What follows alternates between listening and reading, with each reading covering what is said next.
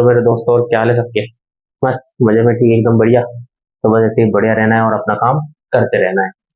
आज अपन बात करेंगे, वापस जैनिज्म उठाएंगे। जैनिज्म में अपन बात करेंगे कि संगीतिया जैन काउंसिल। उसमें पहली जो जैन काउंसिल बनी, फर्स्ट जो जैन काउंसिल बनी, फर्स्ट काउंसिल जो बनी, उसमें जो है जैन धर्म को दो भागों में डिवाइड कर दिया। दो भाग कौन कौन से थे? दो भाग थे, दिगंबर और श्वेतांबर। जैसे अपने बुद्ध धर्म था, बुद्ध धर्म में जो काउंसिल बनी थी, उसमें पहली काउंसिल में दो भागों में डिवाइड हो गए थे। कौन से? हीनयान और महायान। ऐसे ये डिवाइड हो गए दो भागों में, दिगंबर और श्वेतांबर। दिगंबर जो थे उनके फाउंडर थे भद्रबाहु, और फॉलोवर भी थे दिगंबर। किसके फॉलोवर थे? भद्रबाहु के। श्वेतांबर जो थे, ये फॉलोवर थे किसके? स्थूलभद्र के, और फाउंडर भी इनके थे। उनका नाम क्या था? स्थूलभद्र उनका नाम था। दिगंबर जो थे वो जो थे अपने ऑर्थोडॉक्स थे, और अपने श्वेतांबर जो थे रिफॉर्मिस्ट थे।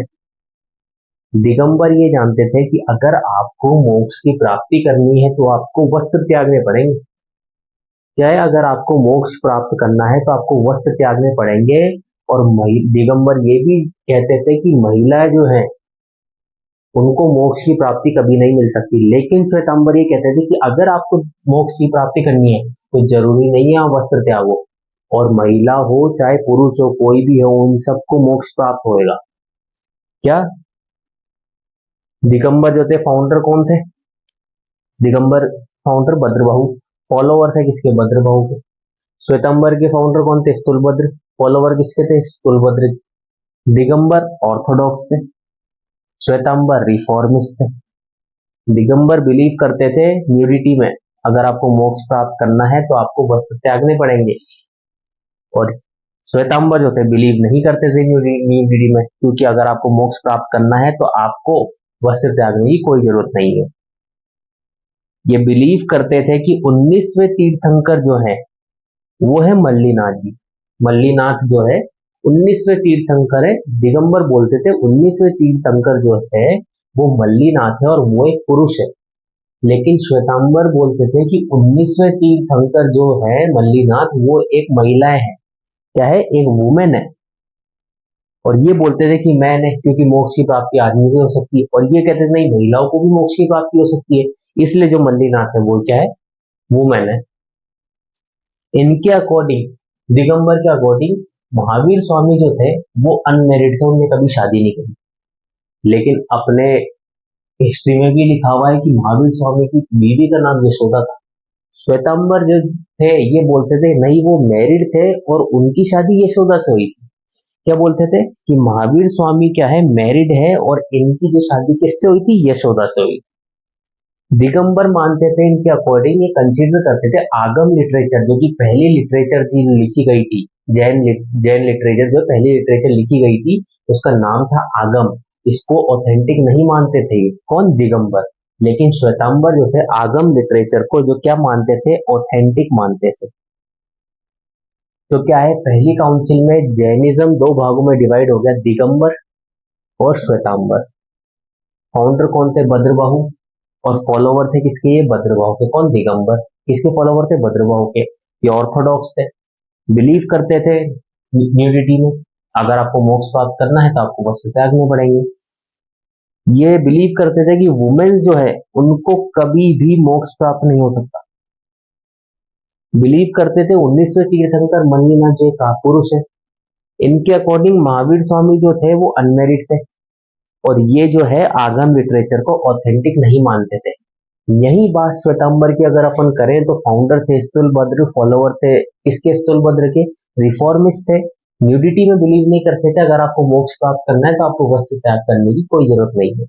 बिलीव करते थे वुमेन्स में, बिलीव करते थे कि वुमेन को भी मोक्ष की प्राप्ति हो सकती है। और 19वें तीर्थंकर जो मल्लीनाथ जो है वो एक वुमेन ही थे।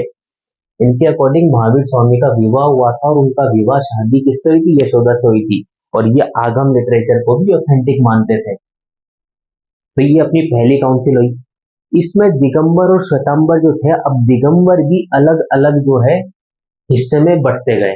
जैसे दिगंबर, कौन कौन सी ब्रांचेस? दिगंबर जो थे उनकी भी 3 ब्रांचेस एस्टेब्लिश होगी, 20पंथी, 13पंथी, तारापंथी और तेरापंथी। क्या थी? 20पंथी, तारापंथी और तेरापंथी। दिगंबर की 3 ब्रांचेस स्टार्ट होगी। पहली काउंसिल में तो सिर्फ 2 भागों में डिवाइड हुआ, अब दिगंबर भी 3 भागों में डिवाइड हो गया, श्वेतांबर भी 3 भागों में डिवाइड हो गया। श्वेतांबर की 3 ब्रांचें कौन सी थी? पुजारा, स्तंखवसी और तेरापंथी। क्या थी? दिगंबर की 3 ब्रांचें जो थी कौन कौन सी थी? बीसपंथी, तारापंथी और तेरापंथी। श्वेतांबर की 3 ब्रांचें पुजारा या फिर मूर्ति पूजा जो करते थे वो, स्थंकवासी और तेरापंथी।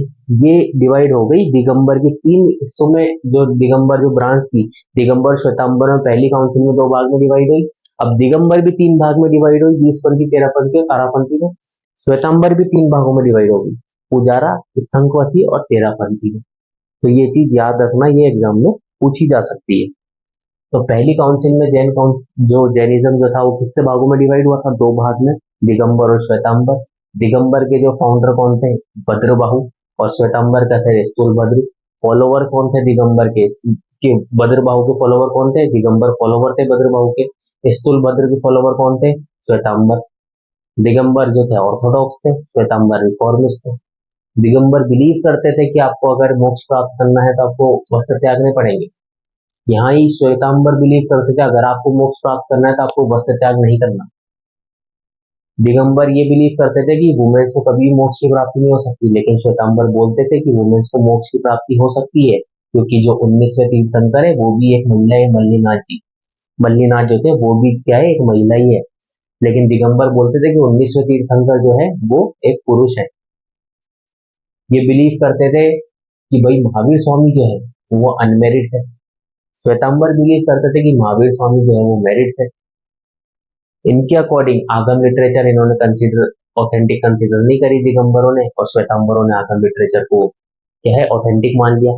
दिगंबर की 3 ब्रांच होगी, बीसपंथी, तारापंथी, तेरापंथी। श्वेतांबर की 3 ब्रांच होगी, पुजारा, स्थंकवासी और तेरापंथी। तो ये अपन ने 2 काउंसिल देखी। पहली काउंसिल ही देखी है। तो दूसरी काउंसिल में क्या हुआ?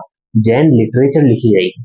दूसरी जैन काउंसिल जब बनी, इसमें जैन लिटरेचर जो है वो लिखी गई और उसको बोला गया आगम। क्या बोला गया? आगम। दूसरी जैन संगीति में जैन लिटरेचर लिखी गई, उसका नाम रखा आगम। और ये जो लिखी गई थी ये प्राकृत लैंग्वेज में लिखी गई थी। किसमें लिखी गई थी? प्राकृत लैंग्वेज में लिखी गई थी। तो दूसरी काउंसिल में आपको याद रखने की चीज इतनी सी है कि जैन काउंसिल लिखी गई थी, जिसको आगम बोला गया और प्राकृत लैंग्वेज में लिखी गई। सिर्फ इतनी सी चीज याद रखनी है। तो पहली काउंसिल और दूसरी काउंसिल अपन ने देख ली। अब अपन बात करेंगे कि भाई जैनिज्म में क्या क्या कंट्रीब्यूशन करा है जैनिज्म ने, अपने समाज में क्या क्या कंट्रीब्यूट करा है जैनिज्म ने, जैन धर्म ने क्या क्या कंट्रीब्यूट करा। तो अपन ये देखते हैं कि जैनियों ने जैन धर्म जो था एक रिलीजन दिया। जो जैन थे उन्होंने एक रिलीजन दिया जो कि रिचुअल लेस था और विदाउट हिपोक्रेसी था। क्या था? रिचुअल लेस था, यहाँ पे कोई रीति रिवाज कुछ भी नहीं, और विदाउट हाइपोक्रेसी। मतलब यहाँ पे अगर कोई राजा का बेटा राजा, ऐसा हाइपोक्रेसी वो सिस्टम नहीं था यहाँ पे। जैनियों ने एक रिलीजन दिया जो कि क्या था? रिचुअल लेस था और विदाउट हाइपोक्रेसी था। जैन ने अपोज करा सुपरस्टिशियंस को, मतलब सुपरस्टिशन को अपोज करा, और सोशल इक्वालिटी और वर्ण सिस्टम को क्या करा इन्होंने? अपोज कर दिया। किसको?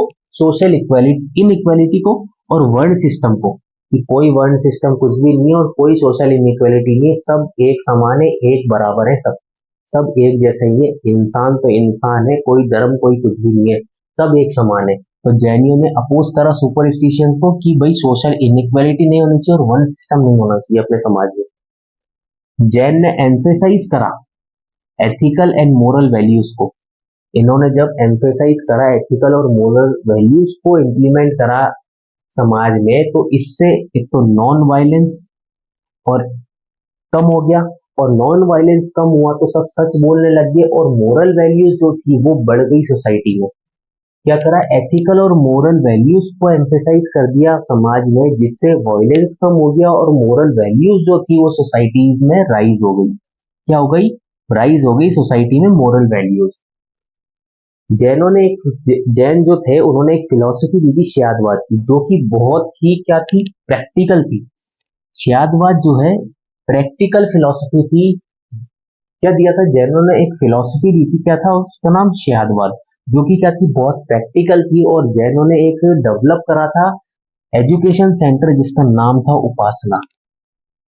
तो कंट्रीब्यूशन क्या था जैनिज्म के, कि भाई जैनियों ने रिलीजन दिया था जो कि रिचुअल लेस था और विदाउट हिपोक्रेसी था। जैनों ने अपोज करा था सुपरस्टिशंस को, कि भाई सोशल इनइक्वालिटी नहीं करनी और अपन को वन सिस्टम को खत्म करना है। इन्होंने एम्फोसाइज करा था सोशल एंड मोरल वैल्यूज को। अगर ये एम्फोसाइज किया जिससे क्या नॉन वायलेंस कम हुआ और मोरल वैल्यूज जो थी वो एम्फोसाइज होगी, ज्यादा बढ़ गई सोसाइटी में मोरल वैल्यूज बढ़ गई। इन्होंने एक फिलोसफी दी शायदवा जो कि बहुत प्रैक्टिकल थी, और इन्होंने एक एजुकेशन सेंटर एस्टेब्लिश करा जिसका नाम था उपासना।